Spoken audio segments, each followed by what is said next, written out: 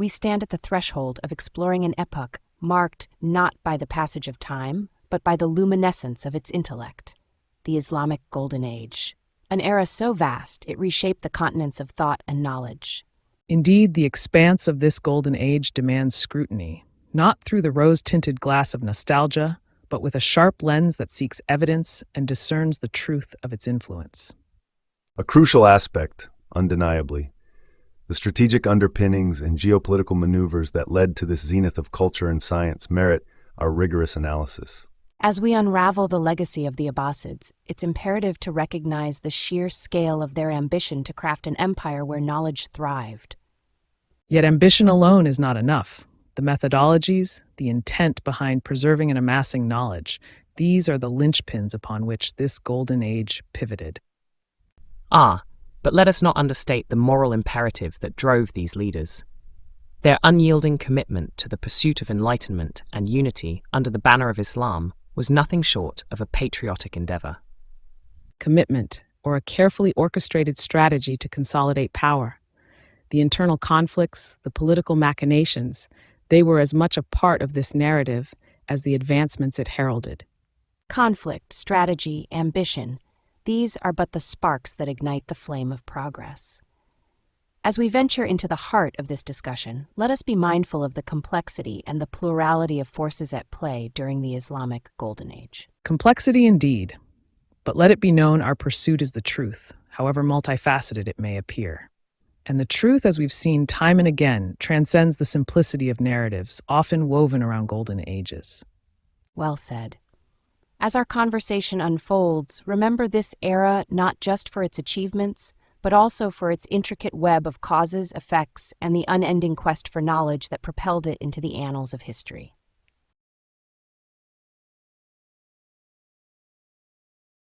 We gather to embark upon a deliberation of the Islamic Golden Age, beginning with the foundation and swell of the Abbasid Caliphate.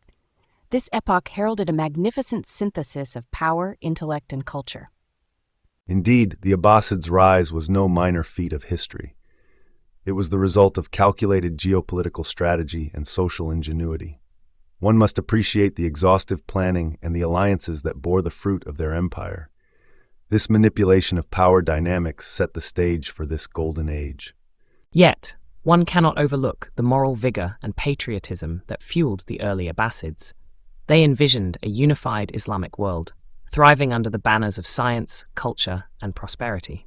Their commitment was not just to conquest, but to crafting an era that would echo through the annals of history, lauding the virtues of unity and progress. However, the gleam of idealism often masks the corrosion beneath. The Abbasid Caliphate, like all empires, was riddled with internal schisms and political intrigues. Such is the nature of power, it festers and breeds contention from within. Their rise was as much about overcoming these internal conflicts as it was about external conquests. A point taken, yet it's the outcome of these endeavors that merits attention.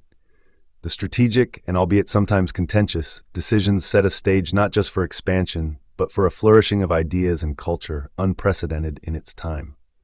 True, but let's not romanticize strategic maneuvers as solely the domain of cold calculation. Patriotism, love for one's country and culture, drove these leaders to seek greatness beyond mere expansion. It was a golden age crafted out of a desire to see the Islamic world not just survive, but thrive. Yet this thriving was built upon the shaky grounds of political maneuvering and the suppression of dissent within. A golden age for some, perhaps, but beneath the gold lay the iron of despotism and control. Every grand vision comes at a cost, often paid by those who find themselves on the wrong side of the visionary's dreams. The discussion here unfolds the layers of complexity that defined the Abbasid ascendancy. We see the blend of strategy, morality, and internal conflict. This duality of light and shadow sets the tone for the Islamic Golden Age, a period marked by significant contributions and cultural renaissance, yet not without its own internal and external tribulations.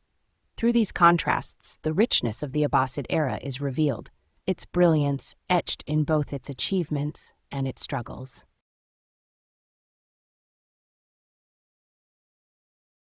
Let us now delve into the heart of the Islamic Golden Age's transformation of the intellectual world.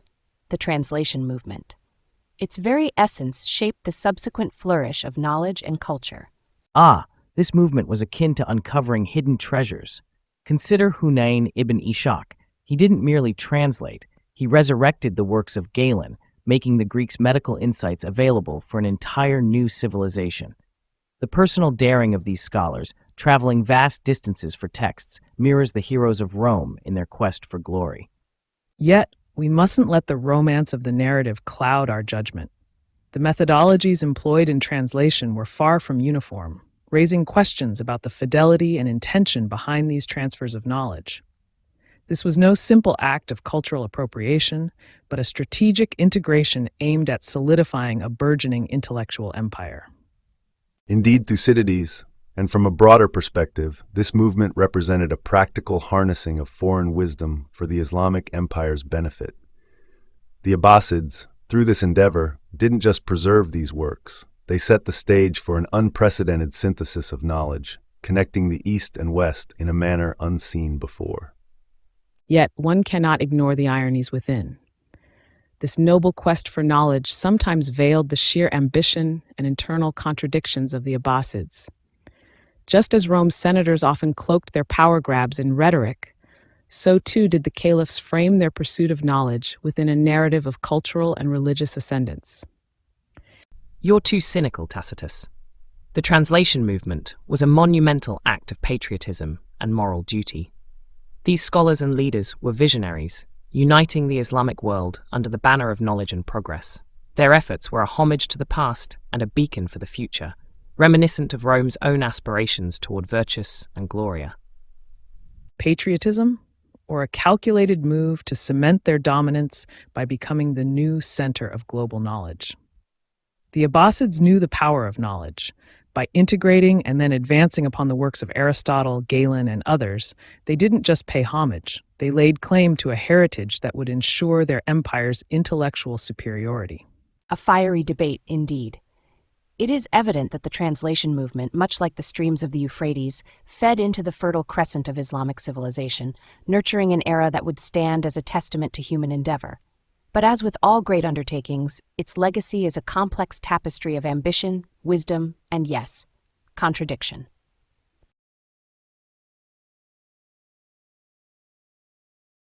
The fusion of Greek philosophy with Islamic thought is not merely an academic exercise, but a transformative force that reshaped the intellectual landscape of the Islamic Golden Age.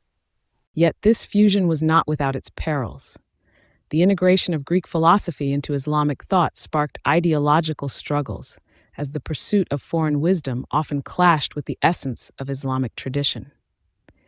But let us not overlook the patriotic duty of Muslim philosophers who saw the harmonization of Greek and Islamic thought as a noble quest. It was their idealistic pursuit of knowledge that fueled this era's brilliance. Idealistic, perhaps, but the practical outcomes of such a fusion deserve scrutiny. We must assess the methodologies employed by these scholars, not just their intentions. Was the integration of Greek philosophy genuinely beneficial, or did it dilute the purity of Islamic thought? Assessment needs a broader view. This was not merely about blending philosophies, it was a pragmatic decision. Adapting Greek philosophy served the advancement of Islamic civilization, propelling fields like medicine, mathematics, and astronomy to new heights. Yet advancement at what cost? The internal debates and tensions this fusion generated cannot be understated. It's one thing to admire the intellectual gymnastics of reconciling Aristotelian logic with Islamic theology, but another to face the societal rifts it caused. Consider the alternative, however. Without this bold incorporation of Greek philosophy, Islamic thought might have followed a very different trajectory. The speculative what-ifs are as fascinating as they are endless. A trajectory that might have lacked the depth and breadth achieved through this bold synthesis. The efforts of Muslim philosophers weren't just acts of scholarly ambition, but a testament to a civilization determined to encapsulate the entirety of human knowledge. Yet ambition sometimes leads astray. The essence of historical inquiry is to confront not just the achievements, but also the unintended consequences of such intellectual endeavors. Consequences, yes, but also the potential. The fusion of Greek and Islamic thought laid the groundwork for a remarkable period of intellectual flourishing that continues to influence us to this day. Influence that came with its share of ideological confrontations. Let's not romanticize the process. It was fraught with contention, a testament to the enduring tension between preservation of tradition and the pursuit of new knowledge.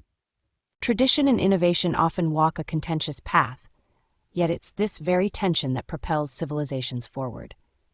The Islamic Golden Age, with its fusion of Greek philosophy and Islamic thought, stands as a beacon of intellectual synthesis and progress.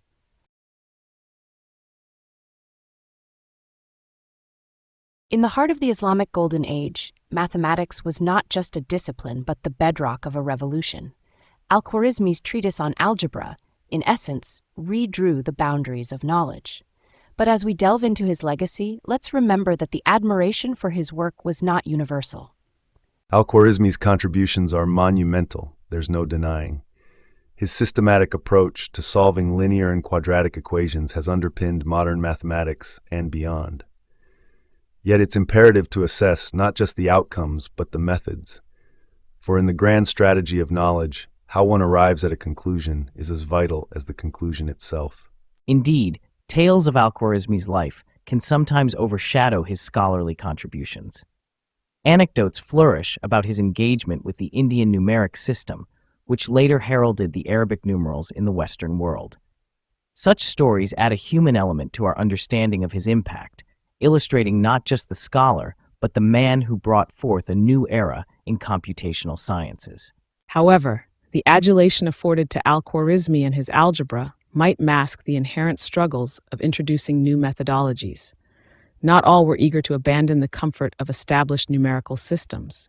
Resistance, as is often the case with innovation, was part of the narrative, a testament to the intellectual battles waged in the halls of knowledge.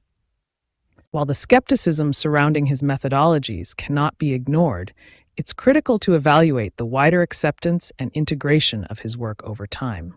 The reality is, Al-Khwarizmi's algebra did not instantly revolutionize Islamic or global mathematics. Rather, its acceptance and incorporation into various fields illustrate a gradual acknowledgement of its utility and significance. And yet, the golden question remains. What if Al-Khwarizmi had not synthesized Greek and Indian mathematical principles? Without such fusion, the course of scientific and mathematical inquiry might have veered into uncharted waters, leaving us to ponder a vastly different trajectory of intellectual evolution. The practical applications of his algebra, particularly in fields as diverse as astronomy and navigation, speak to an inherent understanding of the real-world implications of abstract mathematical concepts. Al-Khwarizmi didn't merely offer solutions, he presented a new way to interpret and interact with the cosmos. His life, enveloped in the pursuit of knowledge, serves as a beacon for scholars throughout ages. The stories surrounding his mathematical challenges and triumphs not only humanize him, but also offer insight into the intellectual fervor that permeated the Islamic Golden Age. It's in these personal journeys that the spirit of an era is often most vividly captured. Let's not romanticize the path of progress too much. Challenges to Al-Khwarizmi's work, both from within and outside the Islamic world, serve as a reminder that intellectual advancements are not free from the trials of their time. Skepticism and critique are as much a part of scholarly evolution as the acceptance and celebration of new ideas. Indeed, the true measure of his legacy lies not in unabated praise, but in the critical scrutiny of his methodologies and their eventual adoption. The dialectic process of thesis, antithesis, and synthesis perhaps best encapsulates the journey of algebra from Al-Khwarizmi's hands to its place at the foundation of modern science and mathematics. Let us delve into the evolution of Islamic architecture and urban development. The Caliphate sought not just to dominate the earth, but to ornament it, to mirror the paradise they envisioned beyond the mortal coil. Indeed, the splendor of their cities spoke of a civilization at the zenith of its cultural and ideological might. They sought to reflect the glory of the heavens themselves, a motive pure, patriotic, and steeped in the belief of divine favor. Yet, one must not overlook the underlying motives of power and control. architecture as a means to impress and intimidate both allies and enemies alike. The grandiosity of their constructions served as a constant reminder of the caliphate's unassailable strength. While the political implications are undeniable, it's the pragmatic aspects of their urban planning and architectural innovation that interest me. These were not merely ostentatious displays, but calculated steps towards facilitating trade, learning, and social cohesion. Their cities were centers of world knowledge, hubs that drew in the curious minds from all corners of the known world. However, let's not romanticize without critique. The magnificence of their architecture must be weighed against the realities of their urban planning. Were these cities truly built for all, or did they prioritize the elite, leaving the masses in their shadows? The distinction between public benefit and the aggrandizement of rulers is a thread running through history, often blurring. That is an overly cynical view. The architectural feats of the Islamic Golden Age were not just for the elite, but were a source of pride for every citizen. They created spaces for communal learning, prayer, and reflection, integrating the beauty of their environment with the spirit of their faith. Pride does not feed the hungry, nor does it shelter the poor. While their buildings reached for the heavens, did the architects spare a thought for those who toiled in their shadows? Historical narratives too often forget these voices, drowned out by the sound of adulating crowds and the rustle of silk robes. It's this tension between pragmatism and idealism, between ostentatious display and genuine utility, that defines much of the Islamic Golden Age's approach to architecture and urban development. They sought to carve out a slice of heaven on earth. Yet the real world is far more complicated, filled with both high ideals and baser motives. Precisely. The value of their achievements cannot simply be measured by their intentions or the beauty of their creations, but must also be assessed by their impact on society and the world at large. They were pioneers in marrying form with function, leaving a legacy that transcends their time. A legacy that, despite its contradictions, has undoubtedly shaped the course of architectural and urban development in ways that are still felt today.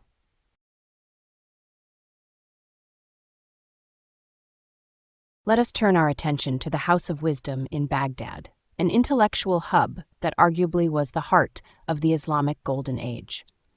We owe much of our current knowledge to the collaborations that took place within its walls. The foundation of the House of Wisdom indeed represents a practical manifestation of state support for scholarship. Yet, one must critically assess whether its intellectual output served the caliphate's political agenda or genuinely pursued knowledge for its own sake. While your skepticism is noted, Thucydides, the stories of scholars within the House of Wisdom are too fascinating to ignore. Imagine the daily bustle, the fervent discussions, and the sheer brilliance of minds like Al-Khwarizmi and Ibn Sina, congregating under a single roof. Yet, the strategic brilliance of the House of Wisdom lay not just in its collection of scholars, but in its ability to aggregate and then disseminate knowledge across the Islamic world and beyond. This was not merely an academic exercise, but a deeply pragmatic move to solidify Abbasid power through intellectual supremacy. Pragmatism aside, let's not gloss over the inherent tension within such institutions. Intellectual pursuits, especially those that flirt with philosophies and ideas from conquered peoples, inevitably sow seeds of ideological conflict. The Abbasids were playing with fire, gathering scholars of diverse backgrounds and thoughts. O Tacitus, ever the cynic, look instead at the patriotic beat of the intellectual heart in Baghdad. The House of Wisdom was more than a political tool. It was a beacon of national pride, an emblem of what the Abbasid Caliphate stood for, a golden era of prosperity, culture, and unparalleled intellectual achievement. It represented the best of human spirit, an ideal that transcends mere pragmatism or political maneuvering. The debate here underscores a critical point. For all its grandeur and intellectual appeal, the House of Wisdom was no monolith. It was as much a venue for collaboration as it was a crucible for conflict, embodying the complex interplay of ideas, politics, and personal ambitions. Indeed, Herodotus.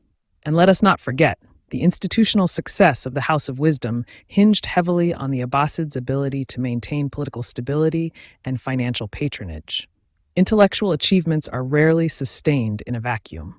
Focusing on personal dynamics, one must marvel at how scholars manage to work together despite the competition. For every tale of collaboration, there's likely an untold story of rivalry and intellectual one-upmanship.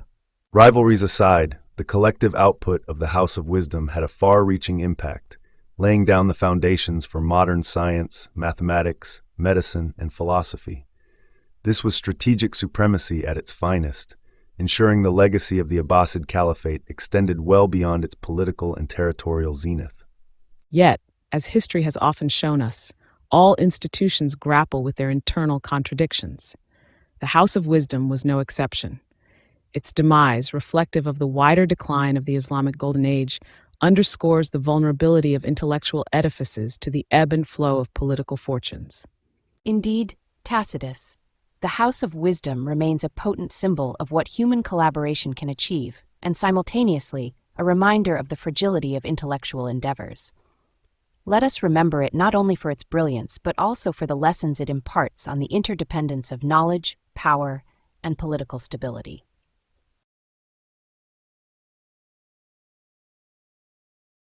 Let's delve into the innovations in medicine and the towering figure of Ibn Sina, known as Avicenna in the West. His works, like the Canon of Medicine, have bolstered the foundation of modern medicine. But, as always, the journey to acceptance isn't without its stumbles. Indeed, Avicenna's path was fraught with obstacles, skepticism, and outright hostility. It's a testament to his resilience and intellect. Yet, one cannot overlook the arrogance of certain scholars who believed they had nothing to learn from a man living in an Islamic world. Their disdain was palpable, but Avicenna's work transcended these petty prejudices, embedding itself in the very core of medical practice. While his personal journey is compelling, it's the methodical, empirical approach he championed that revolutionized medicine. Avicenna didn't just collect knowledge, he systematized it, insisted on observation and experimentation. This isn't merely the triumph of an individual, but a monumental shift in the scientific paradigm. His legacy isn't just in his writings, but in the very approach to science itself. You speak of method and experimentation, Polybius, but let us not forget the man's devotion to the betterment of mankind. In Avicenna, we see the embodiment of the Golden Age's ideals, knowledge as a path to enlightenment, prosperity, and health. His was a patriotic act, elevating not only Islamic society, but all of humanity. Yet, one must be cautious not to romanticize without critique. Avicenna's methodologies, while revolutionary, were not without their flaws by modern standards. Importantly, his work underscored the value of skepticism and continuous inquiry, pillars of scientific advancement. While Livy extols his patriotic contributions, let us not forget the value of his approach to fostering a culture of intellectual rigor. Amidst this discourse on methodologies and philosophical contributions, let's not overlook the anecdotes that paint a fuller picture of Avicenna. Tales of his prodigious memory, his penchant for nocturnal study by the light of oil lamps, and his legendary debates with other scholars. These stories provide not just inspiration, but a reminder of the human element in scientific pursuit, the relentless curiosity and indefatigable spirit that drive progress. Such spirited insights. Avicenna's legacy, it seems, transcends his medical contributions. It encapsulates the essence of the Golden Age, a blend of empirical rigor, philosophical inquiry, and the unyielding pursuit of knowledge. Our discussion has unveiled not just the stature of the man, but the spirit of an era that saw no boundary between science, philosophy, and the betterment of societal health. What a profound reflection on human capability and the intrinsic drive towards enlightenment and understanding.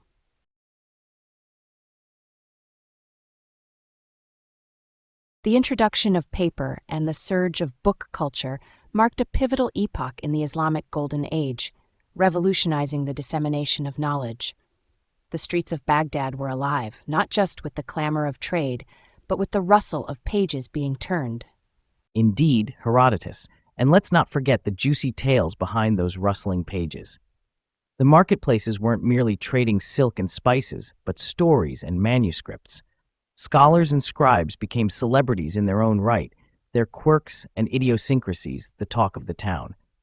Al-Khwarizmi, for instance, wasn't just a mathematician. His name became synonymous with the algorithms that changed the world. While such anecdotes are charming, Suetonius, I'm compelled to steer us toward the broader implications. The mass production of paper reduced costs and made books accessible, democratizing knowledge. This wasn't merely a cultural transformation, but a logistical and economic revolution, laying the foundation for an intellectual rebirth that transcended continental boundaries. Polybius, you emphasize the democratic spread of knowledge.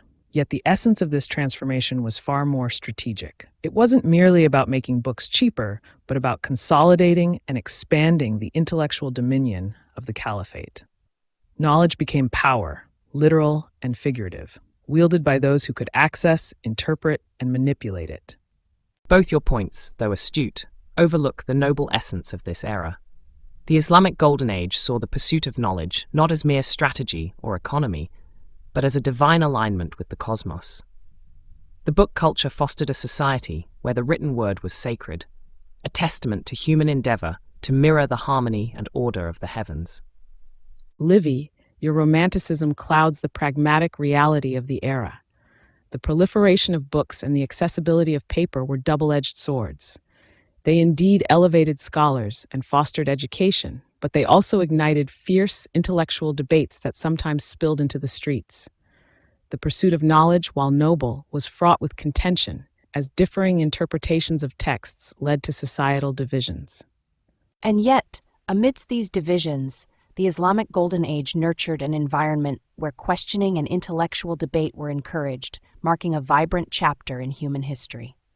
As we ponder the legacy of paper and book culture, we witness not just the transmission of knowledge across generations, but the perpetual human quest for wisdom, driven by an insatiable curiosity that no era can truly claim as its own.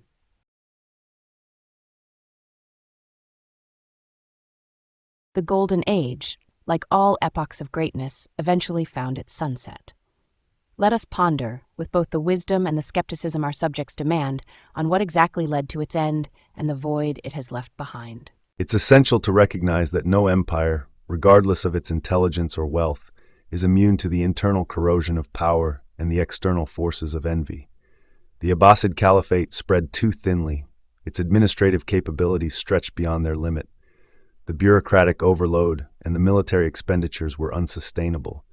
It's a classical case of overexpansion, a tale as old as time. Indeed, Polybius, but let's not gloss over the rot within. Corruption gnawed at the foundations of their greatness, a testament to the fragility of human virtue. The caliphs and their courts became suffused with luxury and excess, far removed from the austere virtues that once drove their rise. This moral decay was the true harbinger of decline. Yet, it is with a heavy heart that I recall their magnificent contributions, the arenas of knowledge and art they built. It's melancholic. The flame of patriotism and the collective aspiration for a golden era of wisdom and prosperity extinguished. Their decline is not just a narrative of loss, but a lament for what could have been a continuous stream of enlightenment. Your nostalgia, Livy, clouds the pragmatic understanding of decline. Empires fall because they fail to adapt, both to internal pressures and external changes. The Islamic Golden Age crumbled under the weight of its own success, unable to reform its structures in the face of the Mongol invasions and the rising power of rival states. It's a clear demonstration of the adaptive failure of political systems. It's the stories of those within these falling stars that intrigue me more. The scholars, the architects, the patrons of arts, caught in the throes of this decline. Their personal accounts reflect not just a transition of power, but a transformation of an era. Some clung to the remnants of past glories, whereas others looked ahead, albeit with trepidation, to unknown futures. Their lives encapsulate the human aspect of this decline, beyond just the cold historical analyses. And thus, as we dwell on these causes and their profound consequences, we see not merely the end of an age, but a complex interplay of human failings, systemic weaknesses, and the merciless tide of time that waits for no one. The decline of the Golden Age serves not just as a lesson, but as a reflection on the impermanence of greatness. A reflection indeed, but let's not forget the seeds of resurgence that these declines invariably plant. In the ashes of the old, new societies emerge, carrying forward the legacy, albeit in different forms. A resurgence, yes, but at what cost? The cycle of history teaches us that each rise carries within it the seeds of its own fall. The question remains, not whether an empire will decline, but how and when.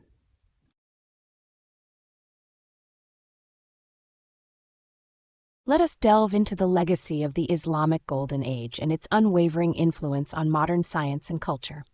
The imprints of that era are found not just in dusty old tomes, but in the very fabric of our contemporary society.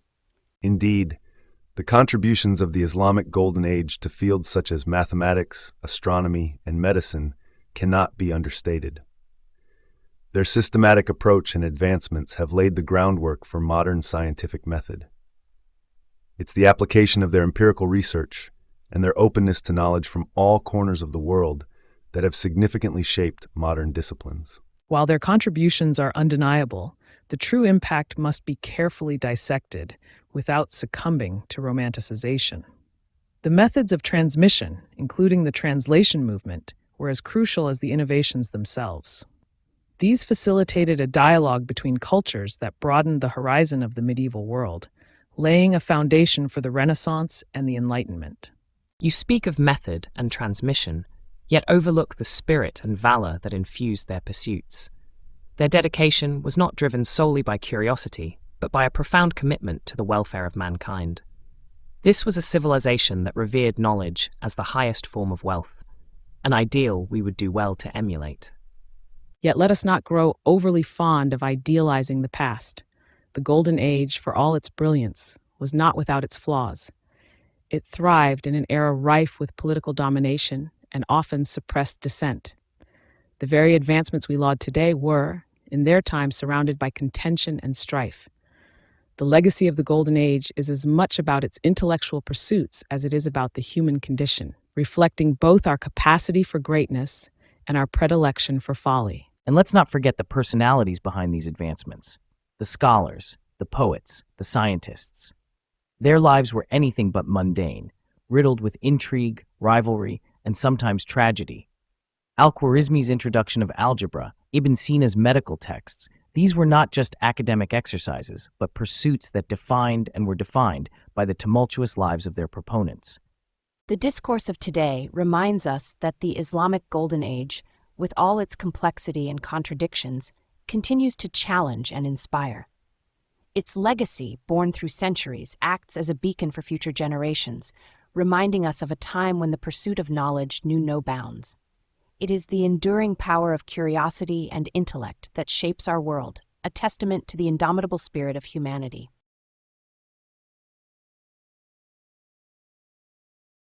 In concluding our rigorous debate on the Islamic Golden Age, we've traversed expanses of time and intellect, touching upon its radiant dawn to its inevitable dusk.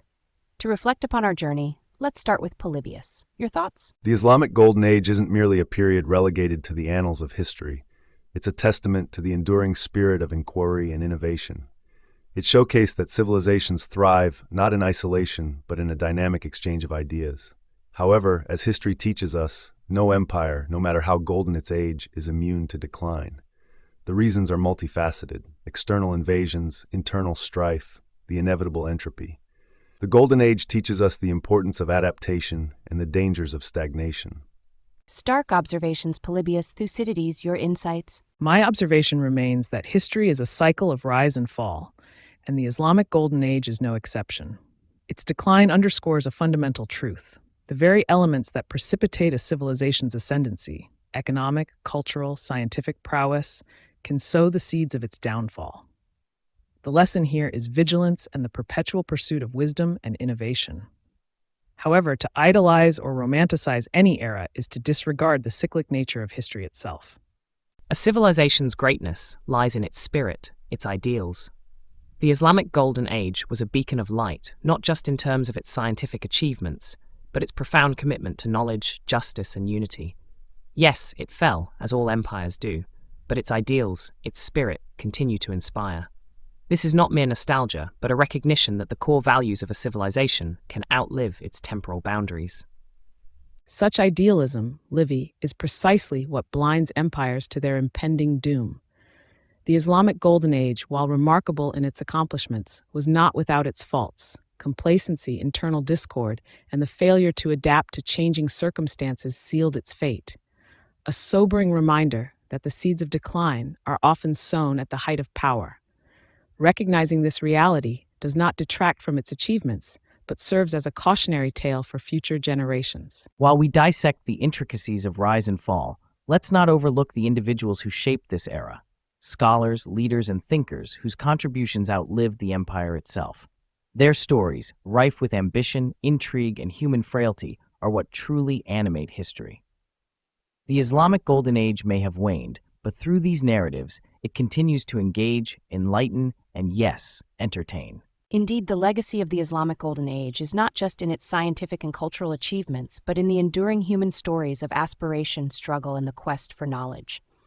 As history moves in its inexorable cycles, it is these stories, these achievements, that offer us lessons, warnings, and inspiration.